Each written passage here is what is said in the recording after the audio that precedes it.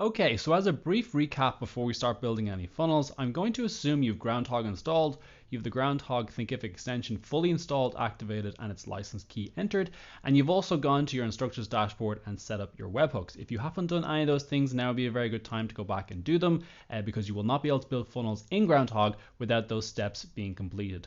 Once again, I'd like to reiterate, you must set up a webhook in Thinkific for each benchmark you wish to track. If you don't have the webhook available in Thinkific or set up, your benchmark in your funnel will not work. The first funnel I'm going to set up is one for a user sign-in. So clicking add step, I'm going to choose benchmarks and I'm going to look at the user sign-in. I have a few options here. So for example, if anyone signs in or only when a particular student or a student signs in, I'm going to choose it for when students sign in because I don't want to tag myself or any of my instructors when they sign in. I'm also going to add in a step and choose an action, and I'm going to apply a tag, and let's just call it student sign in. So based on that tag, for example, you could set up another funnel that if a user signs in but has not purchased a course, you could perhaps nurture them using that tag. So that's a really quick funnel. Click update and activate, and then you can use this as you wish. Let's go ahead and delete this funnel and let's set up a new one. And in this particular one, I'm going to add an action. I'm going to add a benchmark, and that is going to be when a tag is applied. So let's call it a paid course.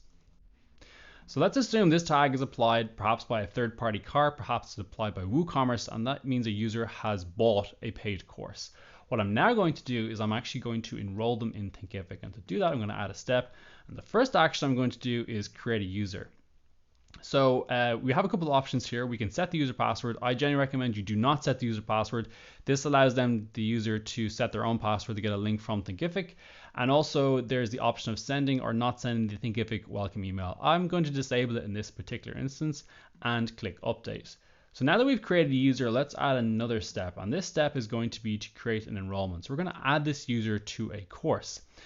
To do this, there's a couple of options you need to fill out. So there's the course ID, the days to enrollment, and days to expiry. I'm going to come back to course ID in a moment, but the days to enrollment is how long from today that the user becomes enrolled.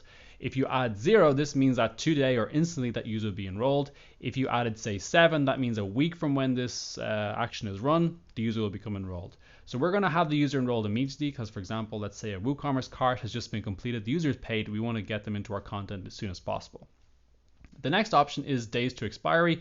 If I entered 365, that'd be 365 days. So now the user would lose access. If you're running a subscription service, I generally say to leave this blank so there's no expiry. And what you'd do then is you'd set up another funnel to remove the user from a course if their subscription failed or if they canceled. Coming back to the top, you have the option of course IDs, and the way Thinkific works is every course you create has a unique ID. That includes bundles. So for example, if you're selling bundles, you're going to pass in the course IDs for the courses within that bundle. You do not pass in the bundle ID. So just to reiterate again, let's imagine you have 3 courses and you want to create enrollment in those 3 courses, you'll need to enter 3 course IDs. To find that course ID, we're going to have to go back into our Thinkific school and briefly look at a URL. So let's go there now. Okay, so I've come back into my Thinkific instructor dashboard. I've clicked manage learning content and I've clicked courses. As you can see, I have 2 courses here. And if I wanted to enroll the user in both these courses, I'm going to need to get the course ID of both. To find a course ID, what you can do is click the course itself. This will open, and then within the URL, you can see the course ID. So in this particular example, the course ID here is 175131. If I then close here with the X, and I move back to my courses and click the next course. Once again, if I look at the URL, we can see that the course ID here is 193173. So if I copy that course ID and come back into my funnel, if I paste that course ID in here and there, what's going to happen is when this action is triggered, it's going to enroll the user in that course. And if say I had another course where the course ID was 12345, it would enroll them in that course. And all you're going to do here is add in the course IDs that you want the user to be enrolled in.